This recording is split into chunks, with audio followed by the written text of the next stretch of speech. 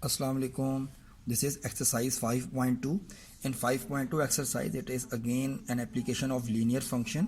Here linear function is equal to y is the function of x, which is simply mx plus c. What is m? M is simply gradient, which is y2 minus y1 and x2 minus x1. तो हम लोग इसमें question number 8 कर लेते हैं. Question number 8 is about linear demand function. इसके अंदर हमारे पास 2 डेटा पॉइंट्स गिवन है. First is at $24 our quantity demanded is 60,000. On $32 quantity demanded is 44,400. So we need to find out demand function. What is demand function? Quantity is the function of price. So if Q is f of p, then equals to mp plus c. What is m? M is simply gradient. y2 minus y1 x2 minus x1 से हमने find out कर लिया. That is minus 1950. You just need to find out c. आप चाहें तो c find out कर सकते हैं. मैंने क्या किया, मैंने point slope form equation use की है. y minus y1 equal to M X minus x1. आपको जो आसान तरीका लगता है आप वैसे कर सकते हैं, no problem. So simply by putting the values I get y is minus 1950 m plus 106,800. So our final quantity demanded function is minus 1950p plus 106,800. Part B के requirement है what should be the price when quantity is this. Simply put the value of quantity here and find the value of price p. So this is plus, it goes here, it becomes minus. 1950 is multiplied by p, it should be go down. तो हमने इन दोनों को divide किया, answer is 13.74. अच्छा, part सी की requirement है you need to interpret the meaning of slope. Slope is basically 1950 and it means that it is negative sign means decreasing ना. Demand function में स्लोप डिक्रीजिंग होती है, वी ऑल नो दैट. अब इसका meaning क्या हुआ? इसका मीनिंग ये हुआ for every $1 increase in price your quantity demanded will be decrease by 1950 units. 1950 units quantity demanded will be reduced if you increase the price by $1. ठीक है, ये इसकी इंटरप्रिटेशन होगी. अच्छा, इसके अंदर एक और दूसरी टाइप का क्वेश्चन है, बहुत अच्छा क्वेश्चन है, you will enjoy. That is question number 20. Question number 20 is about some market equilibrium. There are 3 different competing products, product P1, P2 and P3, and likewise their quantity demanded is QD1, that is quantity demanded for first product.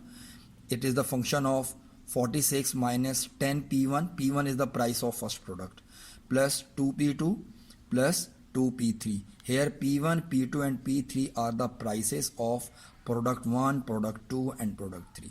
ये है quantity demanded of product 1. अच्छा, same time पे quantity supply जो product 1 जो market को supply की जा रही है, it is the function of 12P1 minus 16, that is quantity supplied की हमें इक्वेशन दी हुई है. लाइकवाइज फॉर सेकेंड प्रोडक्ट की दी हुई है, क्वांटिटी डिमांडेड फंक्शन दिया हुआ है 32P1 माइनस 6P2 और 4P3, और सेम इसकी भी quantity supply by the second product, उसकी भी हमें ये फंक्शन दिया हुआ है. Also quantity demanded by the third product, उसका भी दिया हुआ है 38 2P1 4P2 and minus 8P3, और इसकी भी क्वांटिटी सप्लाइड हमें दी हुई है. ये that is all the 6 equations have been given. What we need to find, हमें फाइंड आउट करना है कि is equilibrium price exist, means is the equilibrium price exist for all these 3 different products. If yes, so you need to find quantity demanded for product 1, 2 and 3 and the quantity supplied for product 1, 2 and 3. So हमारा पहला step ये होगा कि अगर हमें किसी तरह से इनकी प्राइसेस मालूम हो जाएं, प्राइस P1, P2, P3, अगर हमें इनकी प्राइस मालूम हो जाएं तो हम सिंपली प्राइस की वैल्यूज़ को इन इक्वेशंस में पुट करके quantity demanded and quantity supplied दोनों चीज़ें निकाल सकते हैं. प्रोडक्ट 1, 2 एंड 3 की और प्रोडक्ट 1, 2 एंड 3 की दोनों की हम निकाल सकते हैं, कोई बड़ा इशू नहीं है. बट इसके लिए हमें चाहिए prices. Since we know that कि for the equilibrium quantity demanded is equal to quantity supplied, है ना. Quantity demanded is equal to quantity supplied. At that situation equilibrium will be exist for all the products 1, 2 and 3. हम तीनों के लिए करेंगे, ठीक है.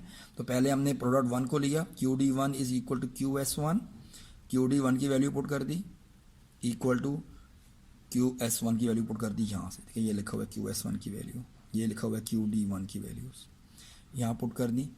ये है ये 12P1 यहाँ प्लस है, वहाँ जाके माइनस हुआ 10 से, इट बिकम्स लाइक दिस। लगता है गड़बड़ कर दिया शायद कुछ। 12P1 है, वहाँ जाकर माइनस होगा, it is minus minus plus, that is I think it should be minus, नहीं बल्कि ऐसा हुआ है कि ये इधर आया है, ओ यस आई थिंक ये इधर आया है, even then it is plus, it must be 22, that must be 22, हम करेक्ट कर लेते हैं इसको, 22 हो जाएगा। That's then it is 2P2 2P3 and 62 ऐसे हुआ कि ये माइनस 16 है, वहाँ जाके प्लस 16 की है, 46 और 16 इसको सही कर लेते हैं। I think it is 22P1, it is minus 22P1। और इसके बाद फिर हम क्वांटिटी डिमांडेड फॉर 2 है, उसके भी हमने इक्वेशन डेवलप कर ली। फॉर प्रोडक्ट 3 इसकी भी हमने इक्वेशन डेवलप कर ली। तीनों की इक्वेशन हम यहाँ पे डेवलप कर लेंगे। 3 इक्वेशन हैं, तीनों इक्वेशनों को हम साइमल्टेनियस सॉल्व कर लेंगे। P1 P2 P3 तीनों की वैल्यूज़ आ जाएंगी। लेट्स से मैंने सॉल्व की नहीं है, आप लोग कर लीजिएगा। लेट्स से P1 की वैल्यू आ रही है 29, P2 की आ रही है 21, P3 की आ रही है 11। Let's suppose now for the time being just suppose that, तो हमें तीनों की वैल्यूज़ फाइंड आउट कर ली हैं, तो it means that part A is done.